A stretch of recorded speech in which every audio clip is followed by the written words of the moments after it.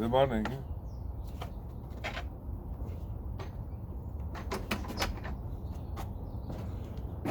God bless Sister Carolyn Hawkins. I want to go to the funeral, but it's a lot of people that don't like me there. Do you go to the funeral when the pastor don't like you? No, I don't know if you go to that one. That's where I'm at. It's like, okay, well, I did know the lady and like the lady. I don't know if the lady liked me too much. And I certainly don't want to see her in the casket. So I don't know. I don't think I'm going to go. I think I'm going to sit it out.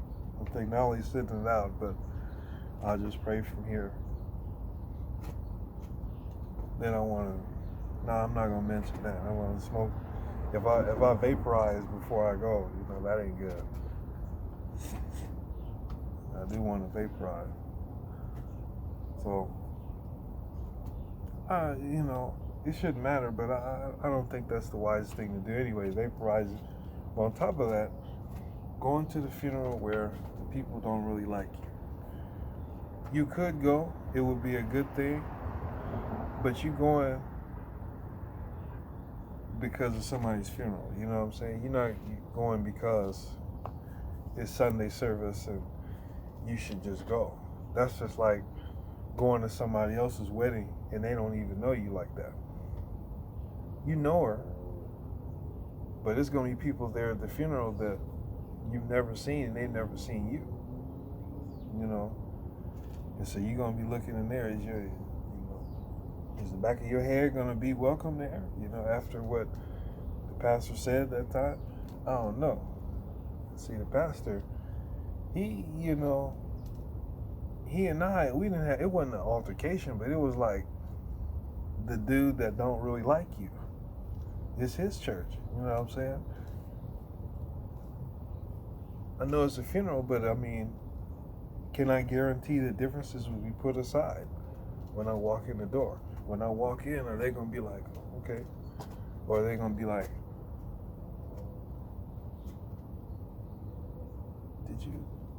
did you invite him? Who told him to come here? You know what I'm saying? I don't even want it to be like that. So I think one person from the family is going, so that's fine. That freezer door is still open, man. Nobody closed it in 24 hours. Not even me. That's sad. That's sad. That's a whole new level of laziness. I can't be lazy no more like that. I gotta have a little more sense to what I'm doing. I can't waste time, because if you look at the same thing that's messed up twice, like if you got dirty clothes on the floor and you keep passing over the dirty clothes, it's only a matter of time before you're gonna throw a sock on there. You're gonna throw some drawers on there. Pretty soon you're gonna have a pile of dirty clothes if you don't clean it up. I don't know what's gonna be on top of the freezer. We're gonna have leaves in the freezer. If you open the freezer door, it's gonna be a forest in there, frozen forest. No, gotta clean it up. So I'm in this dilemma, Lord. I mean, what could I do? What would you do? What would you do? Family member say, hey man, there's a funeral, such and such. He said, okay. Oh, by the way, the funeral is at the church where the people don't like you. It's off 103rd. No, you shouldn't do that. Shouldn't do that. You could do that, and I'm sure it would be a blessing. But am I going? This ain't Six Flags. I'm not going there to be blessed. We're going there to pay respects. So I think about it in the Bible, because it sounds like an excuse, but my first instinct, don't do it. Listen to your first mind.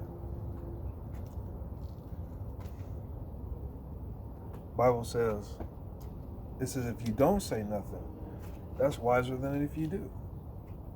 I'm going to have to say something if I go. So it's just, I don't know. And maybe this is going to go down in history as, a head shaker, man. You should have known better, man. You should have just went. You could have bounced back. You could have went and came out, man. Is that why you go to a funeral? Is that why you go to anybody's funeral? If you're at my funeral because you might get a free album. I don't know. I don't know if you should have been there. You're gonna get a pair of sneakers if you go. I don't, Julius was a good man for them sneakers. I don't think that's the way it's supposed to go. So, what would you do? We already went over that. I already asked you, I already interrogated you about it. Because I had a dream, man. It was some kids that tried to rob a store. I owned or worked at some kind of store, and the kids tried to rob the store. And I didn't beat them up, but I chastised them. I grabbed them. Look at this Black History. Look at this. Look what you doing. Sent the little head. He ran. And then I looked to the right, and it was my car keys.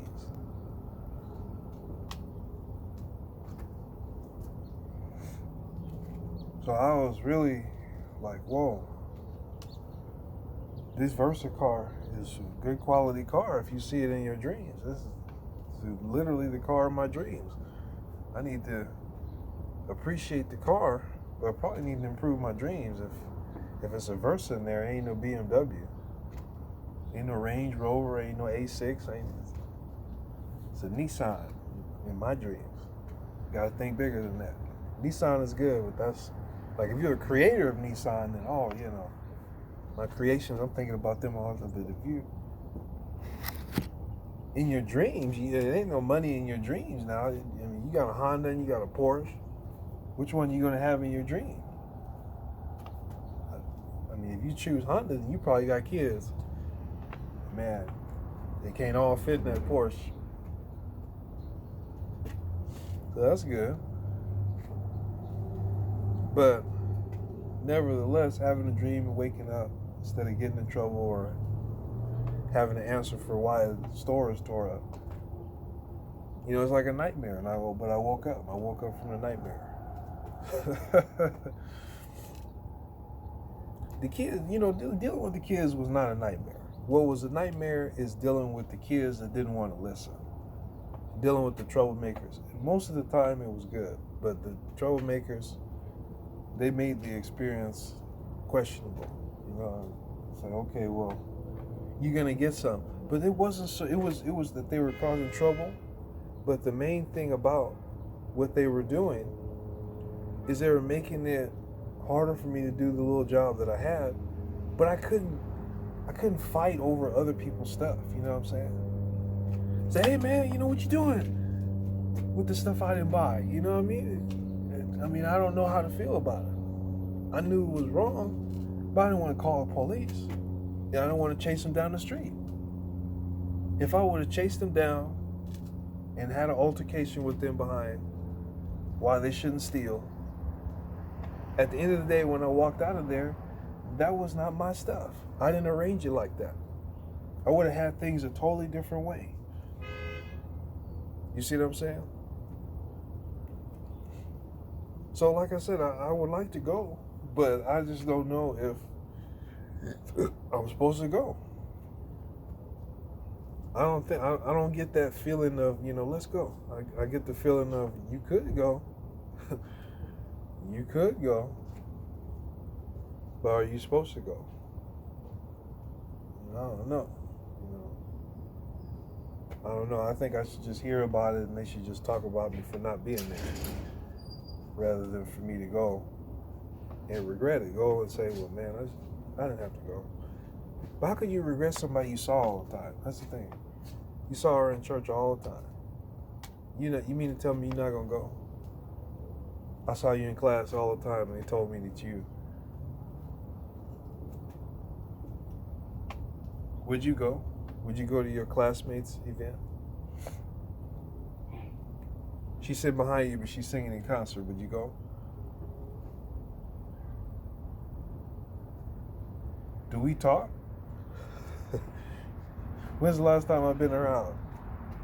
But no, in this situation, it's like, okay, the lady was in the church for 50 years, and you were there in the church for 10 years. So during that 10 years, you interacted with her, and everything was fine. You loved her. She, I think, liked you, and it was fine. you know, and now she has passed on. God bless us all.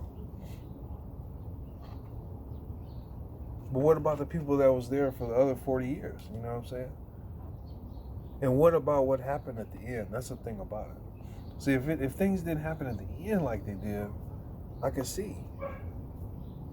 You know, everything was good and then it blew up that one day. That's what happened. That's what happened. Everything seemed like it was good, but we found out.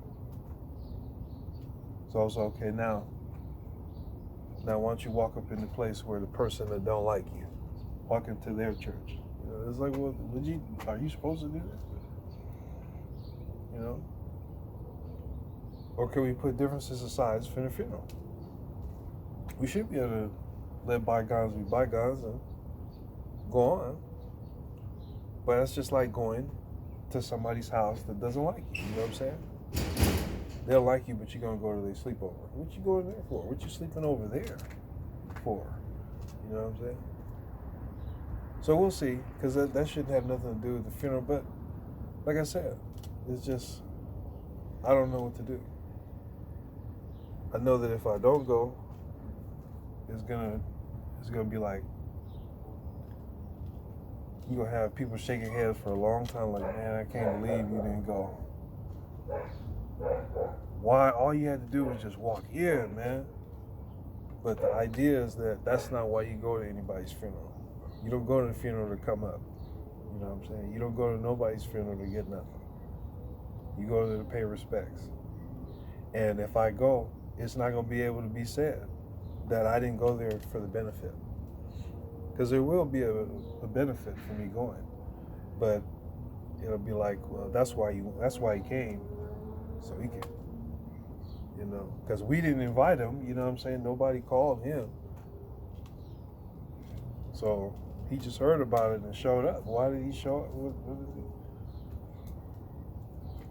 So thank you for listening, Lord. God bless you.